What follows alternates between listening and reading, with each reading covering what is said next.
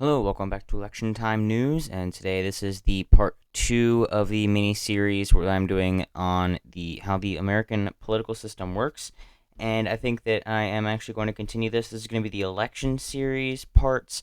Today I'm going to be doing state elections. I did a federal elections video. If I remember, I'll have that in the top right over here somewhere, the little info card. And today I'm going to be doing the state level elections. That's going to be governors, which the current governor map and their margins are here. There are 27 states with a Republican governor and 23 with a Democratic governor. The thing about governors is that they can vary a lot more than you might expect based on the statewide politics. People are much less stringent on what party they elect a governor for. And also on state legislatures. So, also going to be going over multi-member districts. There's a few here. New Jersey, especially one of them, they have an election later this year. It is currently March 2025, so they have a state legislature election this year. All the state legislatures are bicameral except for, I believe, Nebraska, which is unicameral, but all of them, of course, have a governor. So essentially how that works is that every single governor is essentially the president of the state, if you will. It's a bit less formal than that. There's a bit less to it, but if there is a single most powerful person in the state, it is absolutely the governor. Now, there is the lieutenant governor, which somewhat works like the vice president. They are there in case of a incapacitation of the governor, and they can take control of the governorship in that period of time. However, they are not on the same ticket. They are elected separately. So then, in this case, we have quite a few interesting variations, and every single state, aside from two, elect their governors for 4-year terms. Vermont and New Hampshire, these two twins up here, elect for a 2-year term. They elect on every single even year, and all the other states have completely different schedules for when their governors get reelected. In 2024, we had the presidential year governorships, which are Delaware, North Carolina, West Virginia, Indiana, Missouri, North Dakota, Montana, Utah, and Washington, and then, of course, Vermont and New Hampshire.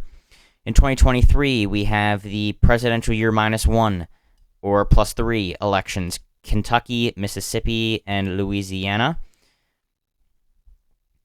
Then we had the midterm years, which is essentially every single state, except for the few that elect in those odd years. And then, of course, in 2021, we had Virginia and New Jersey. Now, California had a special recall election where they tried to recall Gavin Newsom, but he did beat that recall and then was, in fact, reelected the following year by 18.5 points. So you have Virginia and New Jersey in 2021 and 2025. Then you have every single state except for New Jersey, Delaware, Virginia, West Virginia, North Carolina, Kentucky, Indiana, Missouri, Mississippi, Louisiana, Utah, Montana, North Dakota, and Washington. In the midterm year, the year following the midterms, you have Kentucky, Mississippi, and Louisiana. And then in the presidential election year, Delaware, West Virginia, North Carolina, Indiana, Missouri, North Dakota, Montana, Utah, and Washington. And then you have Vermont and New Hampshire every other year.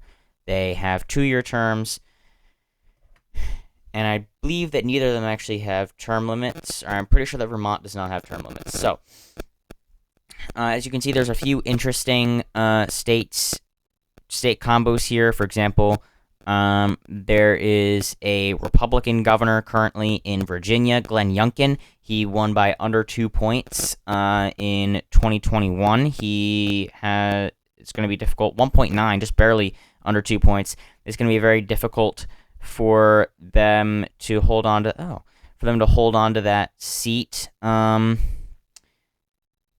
2025, especially with the backlash against the Republican Party, and especially with the elections that already happened in the Virginia legislature. I'll be doing those predictions in another video, of course. And then in New Jersey, Murphy only won by 3.2 in a relatively blue state. Of course, that was before, Trump got within 5 points of winning it in 2024. Then you have another interesting one, Andy Beshear in Kentucky, a deep, deep red state. Trump won it by 30 points in 2016, and then there's 3 years later, Bashir flipped the seat, de-seating incumbent governor Bevin by 0.36%. He mainly did that through taking some regions in eastern Kentucky and very, very strong performance in the urban regions. And Louisiana actually went blue that year as well, but it did end up flipping back the following cycle in 2023. It did shift very hard, and Landry actually won without even a runoff election there. So, and of course, Reeves won re-election. Wrong year.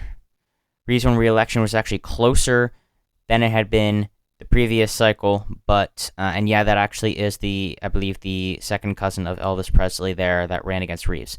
So, and then Andy Bashir won re-election by 5.1% in 2023. He's a very popular incumbent. His father, I believe, was a governor of Kentucky. If you go back in Kentucky's gubernatorial history, yep, there's Bashir's dad right there. You actually have a Democratic candidate winning in West Virginia. It used to be in those odd years as well, but there, I believe, was Andy Bashir's dad. And then they changed their years to presidential years, and they got reelected. There was Mike Pence getting elected to the governorship in Indiana by 3 points in 2012. Interestingly, you have a Democrat winning by 12, and a Democrat winning by 2 in those two states. That's before Scott comes in. He's a very popular liberal Republican in the state of Vermont. That's another one. It is the most Democratic state in the entire nation, has been in 2020 and 2024. Yet it votes 51% for a Republican. That is 80 points of split ticket voting, the highest in the nation. And so they're very, they're somewhat more libertarian. It's a rural state. Yeah, it's very, very Democratic, but generally still more for low taxes and those sorts of things, so you can still get a liberal Republican winning by a lot there. Ayotte won re-election by 9.3 after having won, and then after taking the throne from Sununu, very popular in New Hampshire, 15.5 2 years ago, and Ayotte won by 9.3, even though Kamala Harris lost the popular vote, yet won New Hampshire by about 3 or so, I believe. And then we go to Kansas. Kansas is a relatively red state, not close to the levels of Kentucky, but quite red. And we did still in 2022 have incumbent Kelly get reelected by 2.25 points in the state of Kansas after being first elected in 2018 by 5 points. This was in the hyper blue wave, mainly done by pushback against the Trump administration. Whitmer won by almost 10 in Michigan. Evers got his first term in Wisconsin. Pritzker won election in Illinois. Grisham got elected in New Mexico. Sisolak in Nevada. Kemp's first election in Georgia. DeSantis' first election in Florida. Abbott, I believe, his first election there. Reynolds, DeWine's first election. Hogan's last election, if I'm correct. Yes, that was Hogan's last election, and then Moore took it from there. And there's Kemp getting reelected. There's DeSantis. There's Abbott. Sisolak lost to Lombardo. DeWine won re-election in a landslide. Same thing for Reynolds. And Kelly managed to hold on as well. Evers improved his lead. Whitmer also got stronger in Michigan as well. So, governors are also interesting. Also in Oregon, very close election. There were multiple different reasons for that, but only 3.5 when Kamala Harris had won it by, I believe, like 13 points. Biden won it by like 17. So they're all very different, and it can vary a lot because generally people are more accepting to vote someone from the opposite party for governor rather than they are on federal level elections. Now we get to the state legislatures. In Virginia, their elections have been completed already. And